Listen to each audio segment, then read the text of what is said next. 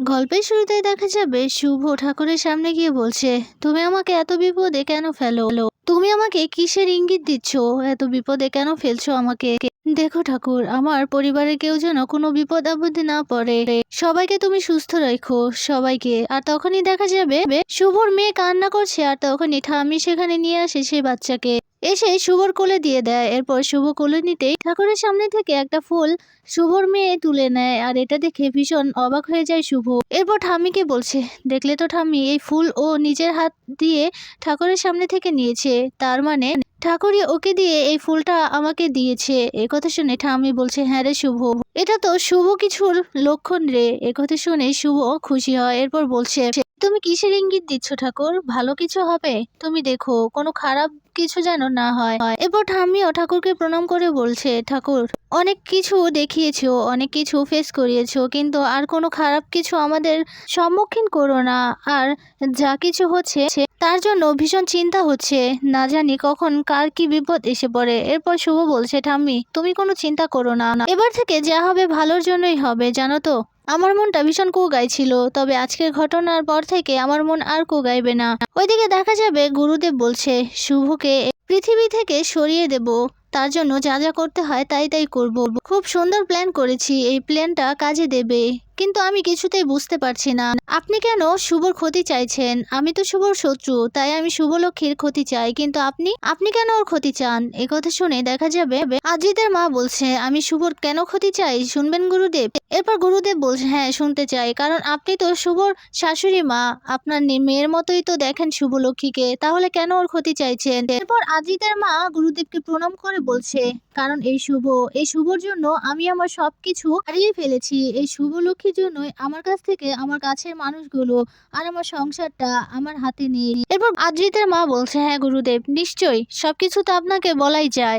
শুভলক্ষ্মী আমার কাছ থেকে আমার সংসারটা কেড়ে নিচ্ছে, আর আমার কাছ থেকে আমার ছেলে মেয়েগুলোকেও কেড়ে নিচ্ছে, আমার স্বামীকেও কেড়ে নিয়েছে। আমার স্বামীর পুরনো গার্লফ্রেন্ড, তাকে ফিরিয়ে এনেছে এই বাড়িতে শুভ, আর আমার সামনে এমন ব্যবহার করছে, আর ওই মেয়েটাকে এই বাড়িতে এভাবে রেখেছে যেন আমার আর কোনো মূল্যই নেই এই বাড়িতে। এই কথা বলে আদ্রিতের সেই বিষয়টাই বলতে থাকে আদ্রিতের মা। আদ্রিত একদিন অফিসে যাবে, তখন আদ্রিত ভুলে মানিব্যাগটা ফেলে এসেছিল, আর সেটাই দেবিকা এনে দেয়, আর ভীষণ খুশি হয় আদ্রিত। এটা দেখে ভীষণ কষ্ট পায় আদ্রিতের মা, সেই কথাগুলোই বলছে। আবার আদ্রিতের বাবা ডাইনিং টেবিলে খেতে বসেছে, এরপর খাবারগুলো দিয়েছে দেবিকা।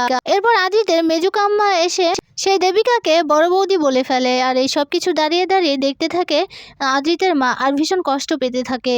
এই সব ঘটনাগুলোই খুলে বলল গুরুদেবকে, আর ভীষণ আফসোস করছে, বলছে, এই শুভকে আমি আমার বৌমার হিসেবে দেখিনি, আমি ওকে নিজের মেয়ে হিসেবে দেখেছি, কিন্তু আজকে কিনা ওর জন্যই আমার সংসার, আমার ছেলে মেয়ে, আমার স্বামী, সবকিছু আমি ওর জন্যই হারাচ্ছি।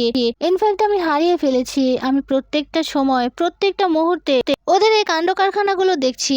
আমি কষ্ট পাচ্ছি জেনেও ওই দেবিকাকে ওরা এই বাড়িতেই রেখেছে। প্লিজ গুরুদেব, আপনার কাছে হাত জোর করে বলছি, আপনি এর একটা সমাধান করুন। আমি চাই না ওই শুভ আমাদের পরিবারে থাকুক। কথা বলতেই দেখা যাবে গুরুদেব বলছে, তাহলে শুভকে আমরা সরিয়ে দিই, আপনি কি রাজি? এরপর আদ্রিতের মা বলছে, হ্যাঁ রাজি। ওইদিকে দেখা যাবে শুভ ঘরে দাঁড়িয়ে আছে, এরপর বলছে, আমি আজকে ওই শাড়িটাই পরবো। এবাড়ির বড় বউদের এই পুজোতে এই শাড়িটা পরতে হয়, আমি আজকে ওই শাড়িটাই পরবো, ঠাম্মি ভীষণ খুশি হবে। কথা বলে আলমারি খুলে একটা শাড়ি হাতে নিতেই দেখতে পায় শাড়িগুলো ছেঁড়া। এটা দেখে ভীষণ অবাক হয়ে যায় শুভ। এরপর প্রত্যেকটা শাড়ি বের করে দেখতে থাকে, আর যে শাড়িটা পরতে চেয়েছিল সেই শাড়িটাও একই রকম ভাবে কাটা। এটা দেখে ভীষণ আশ্চর্য হয়ে যায় শুভ। তখনই সেখানে কমলি আসে। কমলি এই ছেলেটা দেখে বলছে, শুভদি, এটা কি উই পোকা কেটেছে নাকি? এরপর শুভ বলছে, না, এটা উই কিভাবে কাটবে? আচ্ছা, এটা কোনো অশুভ লক্ষণ না তো? কথা বলে শাড়িটা বের করে সবার সামনে নিয়ে যায়। এদিকে কমলি বলছে, এটা উই পোকের কাজ না, উই পোকা যদি এটা কাটতো তাহলে তো সব শাড়িগুলোই কেটে নিত, মানে সবার শাড়ি। আচ্ছা, সবাই গিয়ে দেখো না তোমাদের শাড়ি ঠিকঠাক আছে কিনা। এদিকে আদ্রিতের মা বসে বসে সবটাই দেখছে আর মুচকে মুচকে হাসছে। এদিকে মেজুকাম্মা বলছে, আমার এত শখের শাড়িগুলো, এত স্বাদের শাড়িগুলো কেটে ফেলেছে কিনা সেটা আমাকে দেখতেই হবে। এই কথা বলেই মেজুকাম্মা চলে যায় নিজের শাড়িগুলো দেখতে। এদিকে ছোট কাম্মা বলছে, আমারও তো অনেক শাড়ি আছে, আর এই শাড়িগুলো খুব দামি, খুব শখের, আর দামি না হলেও শখের জিনিস নাকি লাখ টাকা। আচ্ছা শুভ, সত্যি কি বাড়িতে উই পোকা ঢুকেছে নাকি? এই কথা শুনে দেখা যাবে শুভ বলছে, জানি না গো, কি হয়েছে আমি কিছুই বুঝতে পারছি না, তবে এই শাড়িটা আমাকে ঠাম্মি দিয়েছিল। এই কথা শুনে ঠাম্মি বলছে, হ্যাঁ, এটা এবারের নিয়ম, এই শাড়িটা এবারের বড় পুত্রবধূকে পরে পুজোয় বসতে হয়। এই কথা শুনে ঠাম্মি বলছে, এটা আমি সর্বপ্রথম আমার শাশুড়ি মায়ের থেকে পেয়েছি, আর তারপর রঞ্জিনীকে দিয়েছি, আর রঞ্জিনী তোকে দিয়েছে।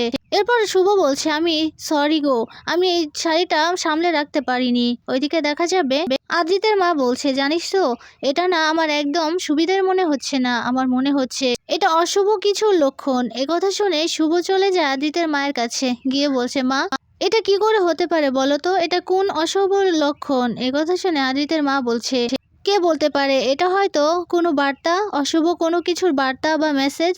শুভ এই কথা আদ্রিতের মায়ের মুখ থেকে শুনে অবাক হয়ে যায় আর তাকিয়ে আছে আদ্রিতের মায়ের দিকে। এদিকে আদ্রিতের মাও তাকিয়ে আছে শুভর দিকে। এদিকে শুভ ভীষণ কষ্ট পেতে থাকে।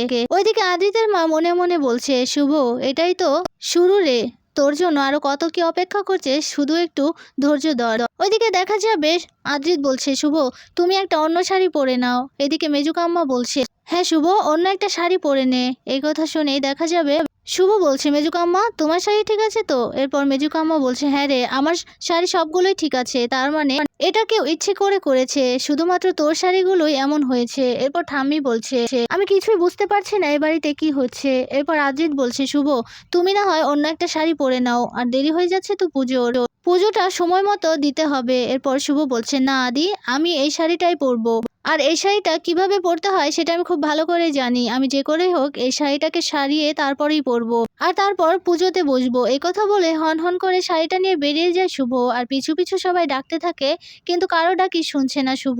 ওইদিকে চিন্তিত হয়ে দাঁড়িয়ে আছে ঠাম্মি। এইদিকে এসব কিছু দেখে ভীষণ খুশি হয়ে যাচ্ছে আদ্রিতের মা, মুচকি মুচকি হাসছে আদ্রিতের মা। ওইদিকে দেখা যাবে একটা টেইলার্সের দোকানে সেই শাড়িটা নিয়ে উপস্থিত হয় শুভ।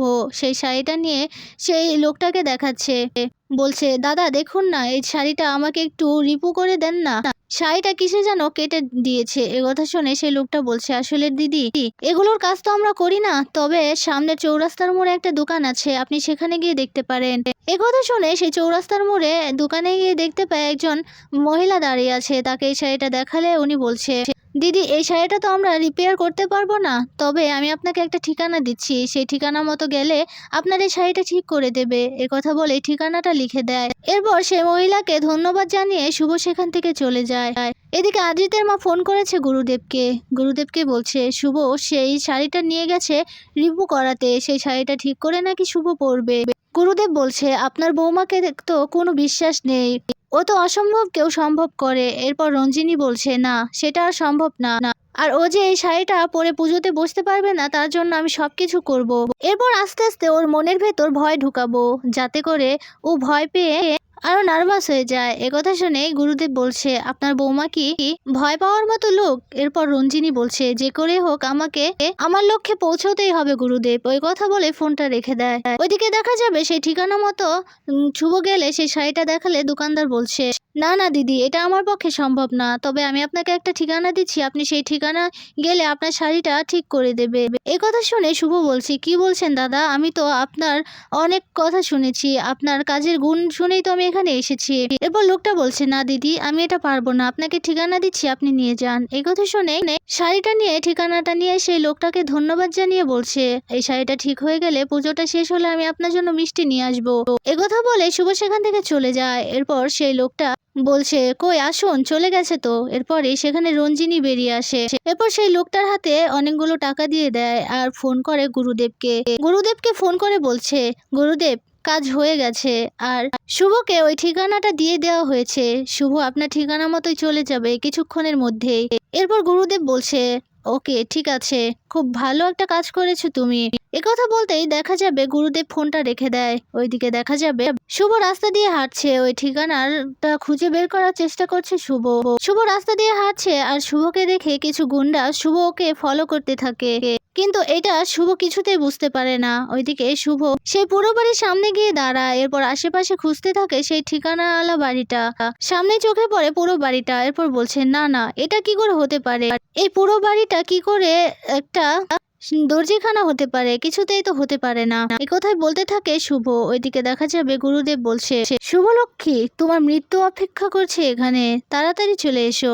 ওইদিকে দেখা যাবে রঞ্জিনী বলছে, শুভ তোকে আমি নিজের মেয়ের মতোই দেখতাম, কিন্তু তুই আমার যা ক্ষতি করেছিস এতে তোকে মরতেই হবে রে, কিচ্ছু করার নেই। ওইদিকে দেখা যাবে শুভ সেই পুরো বাড়ির ভিতর ঢুকে গেছে, আর কেউ বাইরে থেকে দরজাটা আটকে দিয়েছে। বারবার করে শুভ বলছে, প্লিজ দরজাটা খুলুন, কিন্তু কেউ দরজা খুলছে না। এরপর শুভ বলছে, দেখুন ভালো হবে না বলে দিচ্ছি, দরজাটা খুলুন। আর তারপরে দেখতে পায় কে বা কারা সেই গুহার ভিতরে আগুন জ্বালিয়ে দিয়েছে, আর চারদিক থেকে ধোঁয়া বেরোচ্ছে। আর শুভ ভয় পেতে থাকে, বলছে প্লিজ দরজাটা খুলুন, আমার নিঃশ্বাস বন্ধ হয়ে যাচ্ছে, আমার দম বন্ধ হয়ে যাচ্ছে, প্লিজ দরজাটা খুলুন। কথা বলে দরজাটা ধাক্কাতে থাকে শুভ।